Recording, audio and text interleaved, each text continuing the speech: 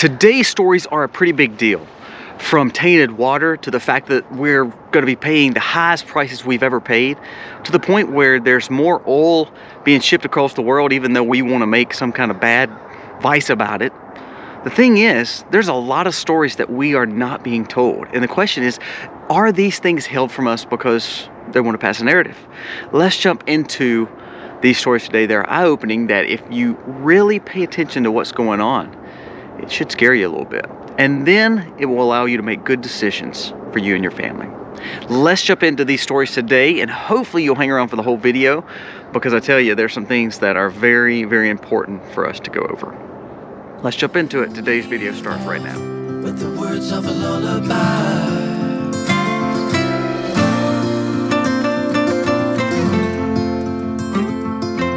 Hey guys, welcome to the Max. It is a freezing cold day here in South Mississippi. We hit in the 20s last night, so that's pretty chilly for South Mississippi. We'll be starting our fires. I told you, we tend to not get really cold weather until after really Christmas, and we start seeing some really cold weather in January, February. So it's here in Mississippi. I hope you're waking up to a very beautiful morning this morning as well. Now, if you're new to the channel, go down here, press subscribe, ring the bell. It does mean a lot to us, and it does help us to pass our information to other people and share this information to you if you find it important and things that we should be knowing. Now let's jump into these stories. Shocking discovery, and this was shared by the wellness company. It says that viral levels were reportedly very high in the water that we're drinking, and it was recorded in just about every state in America. A nationwide data showing sky-high levels of the latest CV strain in the water supply. Now, the question I always come back to is, when we hear about the fact that this strain or this virus is in our water source, and then we hear about all these people that are passing and shedding off some of these proteins, and we talked about yesterday some of the deer population and animals. When we talk about our water being tainted, are you doing anything to protect your water? Are you doing anything to filter your water? Because now you're seeing not only viral loads being in it, you're seeing medicines being in it, prescriptions being in it, and I wonder how much it's affecting your own health and also the animals that you are eating. They're partaking of the water the same way you are. The question is, when they partake of the water, is it affecting your system as well? Now, the sad thing is, I don't think the CDC or the government is really doing much about this. This was reported by the WEF, something that they saw that could possibly happen. Isn't it amazing how they have so much foreshadowing on the fact that these viral loads and prescription loads are now passed in our water? There was a study done the other day showing that there's a lot of other things that typically was going in our arms are now going in our animals. So if we see more strains going in our water, we're seeing more prescriptions go into our food system and in our water. How safe is our water? So are you doing something about it? Are you trying to filter your water, contain your water, and have safe drinking water? Because the question is, how safe are you if all this stuff is going in your body and you're not aware of it? We live in America, and it's amazing. We spend billions of dollars to put wells across the world, all the while our water is tainted. And it's tainted because of industry, it's tainted because of business, it's tainted because all these things that we're personally doing to it. I'm a capitalist. I believe that there should be business moving around. However, there shouldn't be a reason to taint our water. It's not only affecting animals, it's going to eventually affect us, and it's going to make us to be a more sicker population. So make sure you're paying attention to your water and what you're drinking. Are you pumping your own wells? Are you drinking some kind of city or county water? What's in your water? And you better find out. If you don't know what's in your water, why don't you look at some filters that could help you stay safe and your family safe. The report also said if you had a weakened immune system with this water that's already full of this viral load, it could cause some major detriments to your health, which means you may have to seek treatment, which means you will have to be put on some kind of prescription or something put in your arm. Second story I find funny, and it's sad because it's almost satirical. It's something you'd almost find at the Babylon Bee. We in the West want to get away from fuel. We want to get away from all this dirty stuff that's in the earth. However, we're mining stuff and paying China all this environmental energy, which is a farce, by the way.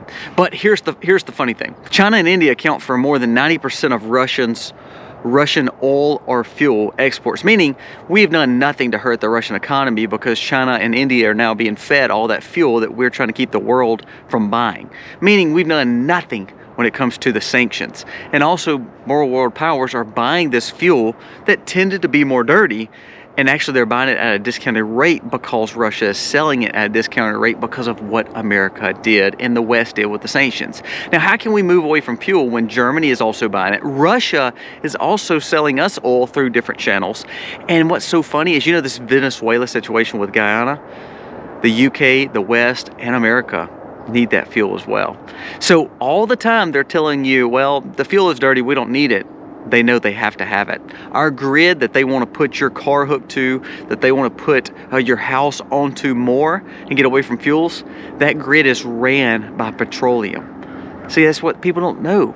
It's ran by the coal and petroleum industries. So your grid that is so fragile already, they want to put more on it and then take away the fuel to run it. Isn't that gonna really mess up some things? All the while, the other powers, Russia and China, North Korea, Iran, and now India, all have surplus of fuel because they realize it powers the world while we're here weakening ourselves. Pay attention to these stories. When you hear about all this agenda and how they're going to make everything electric, don't buy into it. Please don't buy into it, because ultimately it's a control mechanism to make you fall right in line and depend on the grid that is so fragile. All the while, the grid is ran on oil, petroleum, and coal. We did a video on the solar the other day, and I believe in having a solar generator. I believe in having backup alternative energy. The fact is, though, it's not enough to run your home unless you're a quasi-millionaire, because you cannot buy a big enough system unless you can build and piece together something. I love having the solar generators. However, they will never be big enough to run my whole home or the conveniences that we were used to. We have to go back into almost like a Stone Age style or a Dark Age style living, and I'm okay with that. Being off grid, that's no problem. But for the most part, people don't realize if they go to more electric style view of the world and non-petroleum style, most of them couldn't live in the apartments that they live in. They couldn't run the heat that they have, the air that they have. They couldn't do the things they want to do. They couldn't power the cars they want to power. They would be put back in the dark ages, and I don't think they're ready for that. Just think if you took these millennials and Gen Zers, all of us, and put us back before the 1920s, maybe in the early 1900s, the late 1800s. Do you think they can make it? Do they have the skills to make it? Because that's exactly what would happen if we quit using fuel. Number 3, the cost of grain that feeds the world hits a 15-year high. Thank you, Bidenomics, and also the globalist push. The Thai Rice Exporters Association revealed that the price of Thai rice has broken 5%, a key Asian benchmark. That proves that it reached to a 15-year high. This surge is mainly attributed to increasing fears of global shortage due to the effects of the El Nino, the weather, of course, and the fact of Asian farmlands and Indian farmlands being restricted for rice exports, meaning they're holding on to their rice because they realize the crop wasn't as good as it usually is, so they're not going to export their food. Isn't that amazing? They're taking care of their people in their own countries. Don't you think America could learn from that? So you know what? We need to be more sufficient here in our own country where we're not worried about importing and exporting. We need to be more independent to take care of our own people. That's exactly what is happening across the world. Thai white rice broke the highest level since October 2008. Prices of this staple food that feeds billions of people worldwide is up 50% since the start of 2022. So this is another thing I want to touch on. We hear the narrative that our inflation is subsiding. Please don't listen to that. It may subside for the fact of the stock market or for very rich individuals. But your grocery bill, when you go to the grocery, your ketchup, your rice, your meat, everything that you purchase is still extremely high, way higher than 2 or 3% more. Did you hear that? Rice up 50%. So for economical families that lived on rice, especially in third world countries and around the globe, what is that going to mean?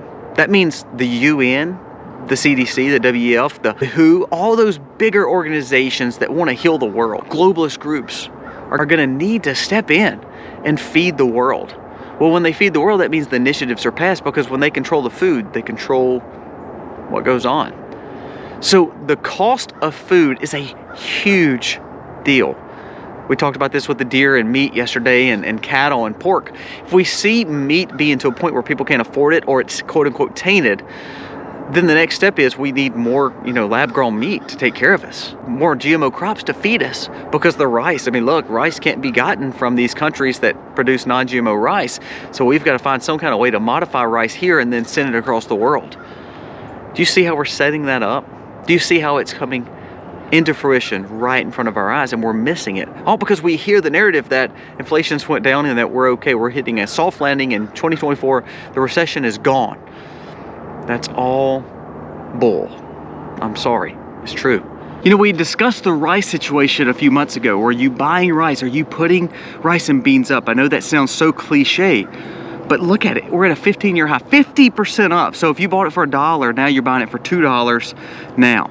That could be a big deal, especially if all your grocers keep doing that. So don't let them tell you inflation's down. The grocery price is still high, and it's still costing you a lot with everything that you're purchasing, even down to the food. Shockingly high, 15-year high rates on grains. Number 4, a shrunken arsenal. This is from Zero Hedge. It says, alarming decline of U.S. munitions puts us in a very precarious situation. As fighting rages in the Middle East, Europe, and China looms for a threat, America's dwindling arsenal of high-end munitions emerging is alarming crisis. Now, the thing, there's 2 parts to this. Is there a crisis because we want more defense spending, which is maybe possible, which the bill that passed last week I was mad about with the Republicans signing it because it allows massive surveillance on us, by the way, but it gave spending to the defense industry. So the question is, were they utilizing that to add for more surveillance? We don't know. I'm just saying, think through that. And then secondly, the fact is, why are we again putting ourselves in all these precarious wars and all these situations where now, like for instance, Biden issued strikes in Iraq again. Now, should all these terrorist groups be hitting us in Iraq? No, but should we even be in Iraq? We left millions and millions and millions of dollars worth of stuff in not only Iraq, but definitely in Afghanistan. And now we're seeing big dust-ups in the Middle East. The question is, was it because of us? And should we have left millions and billions of dollars worth of munitions and defense supplies over in these countries now that we are significantly low? How can we defend ourselves if all of a sudden we don't have the surplus of artillery to take care of our own defense? That is putting us in a very alarming crisis here in America. And the question is, can we defend the American borders? Can we defend ourselves? Now, individually, Americans have more of this self-defense needs personally than any other country in the world. But our government that should be taking care of the U.S. people is not protecting our borders and also not guarding their artillery in their arsenal. That is alarming to me. Again, fuel down, skyrocketed prices, and you have leadership that still is in power that is ultimately taking advantage of the American people. Why are more people not waking up to the fact that these people are destroying America? And number 5, this is the one that I'm scared of the most because it's a religious spiritual war. We have a pope who, I'm not Catholic, so if you're Catholic, I'm sorry if I offend you, but I'm just being honest. You're being led by someone who is a liberal who does not seek Christ. For one thing, I don't understand why we give this guy so much power. We are humans and we are sinners and we need Jesus, don't get me wrong. And of course, we can be forgiven and live as much as a Christ follower as possible. That's what we try and strive to do every day. But the leader of this Catholic faith, this priest, is pushing now this movement of ideologies of liberal thinking and agendas. Not only that, talked about Christmas peace and pushed against the fact of owning 2A rights. This man is leading millions of people astray, almost as a falsity. So I challenge you, if you're in the Catholic faith, some of the biggest conservative podcasters and speakers, you need to speak against this guy and start pushing the fact that he's just a man. And I don't know if he needs to be the leader of the Catholic movement, of the Christian movement in the Catholic faith. Now, as a Christian and as someone who looks up to their pastor, don't get me wrong, and looks up to the leaders and even in the Baptist and the Protestant faiths, they're just men, and we're all men that are fallen. The statement is, we know that we're saved by grace, and we believe that we're Christ followers. However, we are still failed human beings. And things like this, when we put all our views and all our thoughts to be into these leaders who are making terrible decisions, and then we just follow them because we think they're wise, I believe we are putting and setting ourselves up in the spiritual sense of really making huge mistakes. Is this guy actually living for Christ, or is he a false prophet? Now, that's for you to decide, especially if you're Catholic. And I don't mean to offend you. All I'm saying is, I think now, instead of worrying about what Christ what he should be doing to further Christ. I think he's worried about furthering his own agenda. And I think that's a problem with a lot of politicians and a lot of people who call themselves conservative, is they start thinking, well, we want to change the world, and then they start changing the world not for conservatism or for Christian beliefs or morals or values. They start putting their own agendas forward and their own selfish ambitions forward, and that can be a false flag and can cause a lot of problems for the conservative movement, but also the spiritual movement, and also overall freedom. So I challenge you, focus on what's being said and make sure you're not putting too much trust in any man, me, any man, someone on YouTube, someone that's that we consider a higher called person, or a politician. We need to focus on what we can do better for our families and understand that there's only one person that we should be looking up to, and that is Christ. Guys, thank you for watching. Let me know what you think about this. Please, again, I beg you to please hit the like button. And if you are not subscribed, subscribe so you can see what daily content we put out each and every day. We thank you so much for being a part of our channel. God bless. Happy homesteading, y'all.